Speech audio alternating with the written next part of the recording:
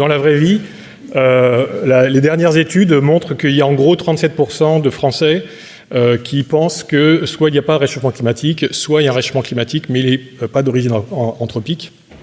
Et l'anachronisme, c'est que ces 37% en fait est un chiffre qui a augmenté.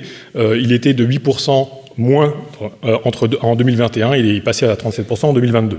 Donc on a une augmentation du nombre de la proportion de la population qui doute en fait du réchauffement climatique d'origine anthropique.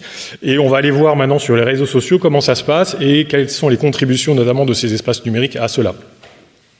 Alors pour cela, je vais utiliser des données qui viennent d'une plateforme qu'on a montée à l'Institut des systèmes complexes de Paris-Île-de-France, qu'on appelait le Climatoscope, et qui, pendant 7 ans, a fait une veille sur le média social Twitter, où il y a beaucoup d'influenceurs, beaucoup de journalistes, beaucoup de politiques, beaucoup d'activistes, à l'époque. On va voir que ça a changé.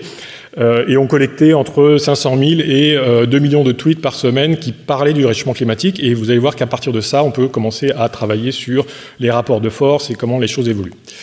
Alors, je vais vous montrer rapidement une petite vidéo juste pour que vous ayez un peu une notion de comment ça se passe dans ces médias en ligne. Vous allez voir donc une animation, c'est une reconstitution des données qu'on a collectées, où vous allez voir des points qui vont bouger. Chaque point est un compte Twitter. Et les petits filaments que vous voyez, ce sont les transmissions d'informations, donc les reposts entre comptes Twitter, donc quand quelqu'un transmet le message de quelqu'un d'autre vers ses abonnés. Et donc quand on regarde ça à l'échelle du Twitter francophone et anglophone, donc à l'échelle mondiale, on voit tout de suite se former 2 grands groupes comme ça.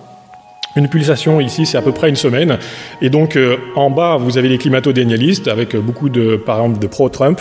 Et en haut, vous avez ce qu'on appellerait les pro-climat dans la présentation, qui eux-mêmes se répartissent en plusieurs sous-groupes. Donc, on va repasser la présentation, mais c'est pour vous montrer que ces choses-là ont une existence quasi matérielle et très concrète.